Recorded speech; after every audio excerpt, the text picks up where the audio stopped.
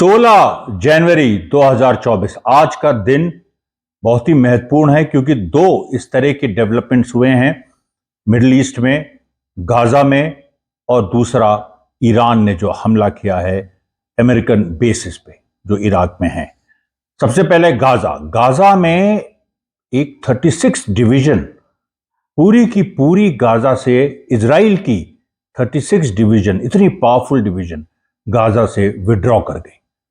अभी तक हम लोगों को यह बताया जा रहा है कि कहीं ना कहीं इजराइल ने कुछ धक्के खाए हैं, लेकिन फिर भी इजराइल का कंट्रोल गाजा पर है। और उत्तरी गाजा पे तो ये हफ्तों पहले डिक्लेयर कर दिया गया था कि इजराइल का कंट्रोल है। लेकिन आप ही बताइए, ये कैसी लड़ाई है? इसमें हमने बहुत लड़ाइयां देखी हैं।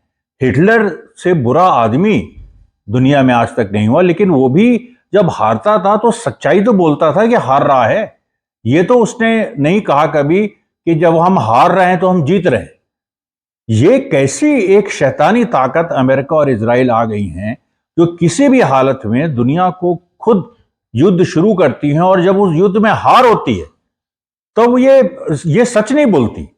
और आज देखिए आप कि 36 डिवीजन जो इजराइल की है, अब एक डिवीजन क्या होती है?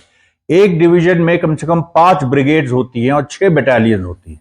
हर एक ब्रिगेड में कम से कम 3 से 3,500 सोल्जर्स होते हैं, और हर एक बटालियन में कम से कम 890, 900 से लेके 1,000 सोल्जर्स होते हैं। पूरी 36 डिवीजन आप देख लीजिए तो कम से कम 20 से 25,000, मतलब उसके पीछे ये जो ब्रिगेड्स हैं और जो बटालियंस हैं, उसके अलावा जो लॉजिस्टिक जो कोर है, जो लॉजिस्टिक ब्रिगेड्स हैं, जो सारा एक तरह का इंतजाम देखती हैं कि कम्युनिकेशन सही है कि नहीं, खाना पीना देखती हैं, सब कुछ देखती हैं, एक मिला के वो एक बड़ी फौज बन जाती है 25-30 हजार की। वो पूरी विड्रॉ कर गई। और इसका बैकग्राउंड वही था कि जब 23 दिसंबर को इजराइल ने कहा कि गोलानी ब्रिगेड, जो उसकी इलीट ब्रिगेड है, गोलानी ब्रिगेड 36 डिवीजन का हिस्सा है, गोलानी ब्रिगेड 23 दिसंबर को उसने विड्रॉ कर ली। उसके बाद आया 1 या 2 जनवरी को ये खबर आई, 30 जनवरी से 30 दिसंबर 2023 से 2 जनवरी 2024 के बीच ये खबर आई कि इजराइल अपनी 5 ब्रिगेड्स विड्रॉ कर रहा है। उस समय लोगों को समझ में नहीं आ रहा था कि ये क्या है, लेकिन आज समझ में आ गई बात कि पूरी ये केवल ऐसा ये अपनी कुछ ब्रिगेड्स ही नहीं विड्रॉ कर रहे थे, पूरी 36 डिवीजन इन्होंने विड्रॉ कर ली। एक इसमें बहुत इंपॉर्टेंट एक ब्रिगेड दुवदेवन जो इजराइल की ब्रिगेड है, वो ऐसी ब्रिगेड है, एक अलग सी वाहिद ब्रिगेड जो फिलिस्तीनी अपने को दिखाती है। बहुत सारी पिक्चर्स हमारे पास हैं कि जिसमें वो फिलिस्तीनी वेशभूषा में हैं, इजरायली सैनिक हैं, और फिलिस्तीनियों को वो इस तरह से पकड़ते हैं। बड़ी खतरनाक मानी जाती है ये जो दुवदेवन जो उनकी ब्रिगेड है।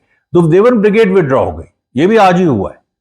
और जाते हुए टैंक्स जो हैं वो कैसे गाजा को छोड़ रहे हैं, ये एक तरह से ये काफी वायरल हुआ। और बहुत सारी चीजें देखिए क्या हो रहा है। अब मेरा ही जैसे ट्विटर हैंडल आज सस्पेंड हो गया, मैं लगातार पल पल की खबरें उसमें दे रहा था, लेकिन ये लोग नहीं चाहते, बहुत सारी ताकतें ऐसे नहीं सच्चाई लोगों तक पहुंचे। और वो जो वीडियोस हैं जहां पर हमास सीधे हमला कर रहा है इजराइल पे, वो वीडियोस जो हैं वो उस तरह से वायरल ना हो, उसको लोग शेयर नहीं करें, ये पूरी साजिश चल रही है। और तुम वीडियोस हटाओगे तो हम स्क्रीनशॉट्स डालेंगे, तुम हमें ट्विटर से सस्पेंड करोगे, यूट्यूब पे आ जाएंगे, तुम यूट्यूब से सस्पेंड करोगे तो हम कोई अपना सोशल प्लेटफॉर्म क्रिएट कर लेंगे। ये लड़ाई बंद नहीं होने जा रही है, और यहां पर हम लोग बहुत एग्रेसिव हैं। दूसरी जो सही सबसे महत्वपूर्ण बात है कि जो इजराइल गाजा से हटा है, ईरान ने जो आज अमेरिका पे अटैक किया है, अमेरिकन बेसिस पे सीरिया में, उसमें सीरिया और इराक में, उसमें देखिए एक महत्वपूर्ण हमला जो एक मोसाद एजेंट जिसको पेशरो दीजाई जो मल्टी बिलियनियर है, कुर्द है, और अर्बिल एक शहर है इराकी कुर्दिस्तान में, वहां रहता है। फाल्कन ग्रुप का मालिक था वो, और बहुत बड़ा उसका एम्पायर, मतलब ऑयल, रियल एस्टेट और सिक्योरिटी, इन 3 क्षेत्रों में। और बहुत सारे जो अमेरिकन यूएस आर्मी के लोग थे उनको वो एम्प्लॉय करता था। और उसने इजराइल को आईसिस का तेल बेचा। आईसिस जब उस समय मोजुल में जब थी, जब सत्ता में थी और उसने कब्जा कर लिया था इराक के बड़े हिस्से को, तो उसने उस समय ये जो पेशरो दीजाई है, इसने आईसिस का तेल इजराइल को बेचा। इजराइल खुले आम नहीं ले सकता था, लेकिन अंदर से हम लोग जानते हैं कि इजराइल और अमेरिका आईसिस से मिले हुए हैं। और ईरान का यही चार्ज था कि 3 जनवरी 2024 को जो उसके एक कैमरन जो उसकी प्रोविंस है, उस पर जो अटैक हुआ जिसमें 103 ईरानियन मारे गए, वो आईसिस ने किया और आईसिस खुरासा ने किया। और आईसिस खुरासा के पीछे अमेरिका और इजराइल हैं, ये बात ईरान ने कही थी। और ईरान ने कहा था हम बदला लेंगे, तो उसने बदला लिया। उसने एक बहुत बड़े ये जो पेशरो दीजाई, ये मल्टी बिलियनर टाइकून, उसके साथ साथ मोसाद और सीआईए एजेंट। तो मोसाद और सीआईए एजेंट ये आदमी था और सीधे इसके घर पे मिसाइल मारी।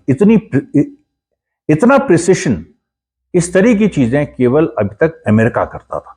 जब अमेरिका ने ईरान के जनरल सुलेमान को मार गिराया था, ये 3 जनवरी 2020 को, और उसी के 4 साल बाद जब उन्हीं की कब्र के पास लोग इकट्ठा हुए तो ईरान में ब्लास्ट कराए गए।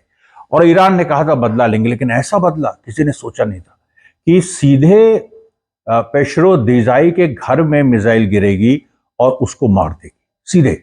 उसकी मृत्यु हुई, उसके साथ एक उसके परिवार के सदस्य की मृत्यु हुई, 3 लोग उसके परिवार के घायल हैं। इसके अलावा उसी अर्बिल में इजराइल ने कम से कम 8 और मिसाइल दागी, जो बाकी अमेरिकन, क्योंकि अर्बिल बहुत बड़ा एक अमेरिका का बेस रहा है, अभी भी है, और उसमें कई ठिकानों पे, जैसे एक मैंने बताया दीजाई के घर पे, और उसके अलावा 7 या 8 ठिकानों पे अलग से ईरान ने मिसाइल दागी, जिसमें अमेरिका को नुकसान हुआ। अभी माली नुकसान तो अमेरिका ने माना है, लेकिन जान का नुकसान दीजाई के अलावा, दीजाई को उनको मानना पड़ा, दीजाई के अलावा अभी और कुछ अमेरिकन सोल्जर्स भी उसमें मारे गए, ऐसी खबर है, अभी कंफर्म नहीं है लेकिन ऐसी खबर है। दूसरी बात, ईरान ने केवल अर्बिल में स्ट्राइक नहीं किया, ईरान ने सीरिया का जो वो हिस्सा जो सीरियन सरकार के साथ नहीं, क्योंकि सीरियन सरकार जो आसाद रिजीम है वो ईरान के साथ है, रशिया के साथ है, चाइना के साथ है, पूरा जो एंटी अमेरिकन ब्लॉक है उसके साथ है। तो जो असद को हटाना चाहते हैं वहां से, उसमें जो कुछ इस तरह के मिलिटेंट कुछ आतंकवादी संगठन हैं, और उसमें सबसे जो इंपॉर्टेंट है हयात अल तहरीर अल शाम, हयात अल तहरीर अल शाम, इसके बेस को जो इडलिब प्रोविंस है सीरिया का, उसको वो कंट्रोल करते हैं, वहां पर सीधे उनको मारा ईरान ने। और एक तुर्किस्तान, ये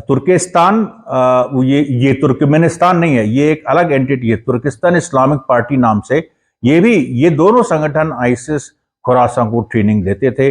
और ईरान ने जैसे कहा कि आईसिस खुरासा आतंकवादी हमला ईरान पे करता है, अमेरिका के कहने पे ईरान ने वहां भी मारा, और बहुत बड़ा नुकसान इन दोनों आतंकवादी संगठनों को जो ईरान के खिलाफ हैं उनको हुआ, और जो कहने को मुस्लिम है लेकिन अमेरिका और इजराइल के लिए काम करते हैं। इसीलिए देखिए, ये जो जंग हो रही है, इसमें मैंने 2 बहुत ही महत्वपूर्ण घटनाएं आज की बताई।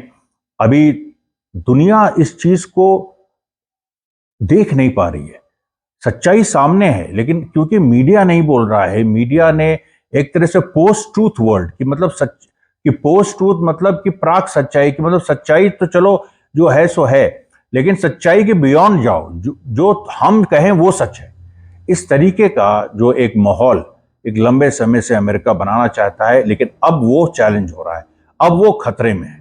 इसीलिए जो हमने कहा कि हिजबुल्लाह से रार इजराइल की हार और ईरान से रार अमेरिका की हार। धन्यवाद साथियों, बहुत बहुत धन्यवाद।